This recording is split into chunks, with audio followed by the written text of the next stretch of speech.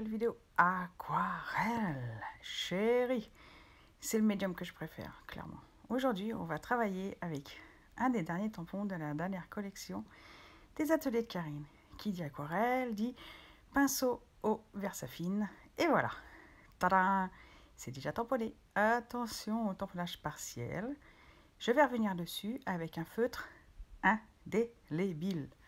Pas qu'il soit débile, mais qu'il soit résistant à l'eau, puisque comme je vais mettre de l'aquarelle, si vous prenez n'importe quel stylo, ne fera pas l'affaire, puisque si vous rajoutez de l'eau et que l'encre n'est pas indélébile, elle va fuser telle de l'aquarelle, et c'est pas ce qu'on veut. Alors là, je vous montre que j'ai écrit le nom de mes godets sur les godets en plastique, avec un feutre toujours marqueur permanent, indélébile. Et donc j'ai écrit... avant de mettre en couleur, là, sur chaque petite plage, sur le petit tampon échantillon de couleur, un peu comme les gammes Pantôme, j'ai écrit le nom de chaque godet, et puis il me suffit après de remplir les cases, les unes après les autres. Et pour ça, là vous me voyez en accéléré x2, normalement c'est 2 fois plus long, mais si je vous mets 2 fois plus long, vous allez faire dodo devant la vidéo parce que ça durait 12 minutes. J'ai pris du plaisir à faire cette petite page d'Art Journal dans un cahier dédié Art Journal sur du papier aquarelle. Il y avait longtemps que je ne l'avais pas utilisé et j'étais un peu surprise en faisant les bleus. Je ne me souvenais plus comment il absorbait vite, très vite l'eau. Donc il faut le travailler assez rapidement. Mais en même temps, il est agréable parce que là, par exemple, je fais une première touche avec du vert foncé et je commence à mettre une première couche avec du vert clair et puis après je vais revenir dessus parce que le papier sèche relativement vite, en tout cas il absorbe vite l'eau, mais il reste humide, ce qui permet de revenir dessus pour assombrir les petits motifs là où je le veux avec une couleur plus foncée sans que ça fasse des auréoles. Voilà, là je peux revenir dessus, ça donne du contraste mais ça ne fait pas d'auréoles. Et puis, ça fuse pas partout sur le papier, ça fuse que là où j'ai déjà humidifié le papier. En fait, c'est ça l'intérêt, c'est que quand vous humidifiez votre papier, il faut humidifier sur le motif et pas à côté. Comme ça, quand vous remettez de l'aquarelle, eh bien, l'aquarelle se diffuse uniquement là où vous avez mouillé le papier. Elle ne va pas partir partout, n'importe où, et c'est pas quelque chose d'aléatoire. Donc c'est quand même quelque chose de dirigé, l'aquarelle, à un moment donné. Vous finissez par comprendre comment ça fonctionne. Donc, surtout, regardez les vidéos, ça c'est cool, parce que ça vous donne des idées, ça vous dit comment faire, comment éviter les écueils, les problèmes. Mais surtout, n'oubliez pas, allez-y, entraînez-vous. Là, ça fait une petite page d'Art Journal pour remettre le nom de mes couleurs. J'avais envie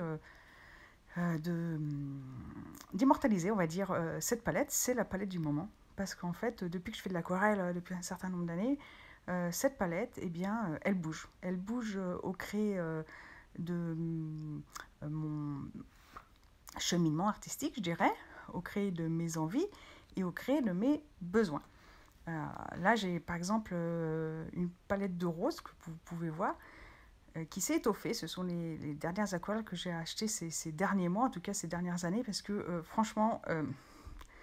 avec le magenta primaire, je n'arrivais pas à m'en sortir et j'étais agacée parce que j'avais à peu près toujours la même tonalité de rose et je n'arrivais pas à avoir quelque chose de différent. Donc j'ai dit bon, on arrête de se prendre la tête parce que j'étais bloquée dans la colorisation de mes fleurs parce que mes roses étaient à peu près tous identiques.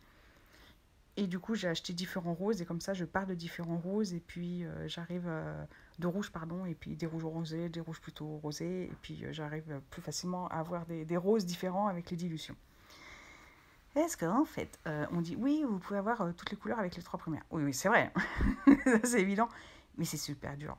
Là, le fait d'avoir des godets tout prêts, c'est que quand vous prenez la couleur, elle est tout le temps exactement comme vous voulez.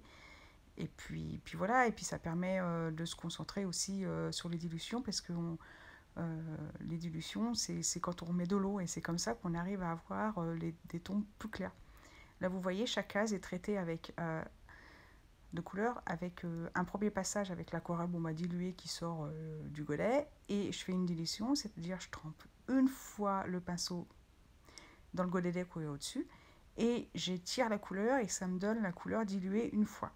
Et en fait, en matière d'aquarelle, on peut utiliser les couleurs sorties du godet en dilution une fois et en dilution deux fois, et ça ne donne pas du tout la même couleur. Par exemple, cet orange de Saturne là, que vous voyez, c'est l'orange pétard qui est tout en haut. Quand il est comme ça, il est presque fluo en fait. Hein. Et quand vous le diluez deux fois, on arrive quasiment à une couleur peau.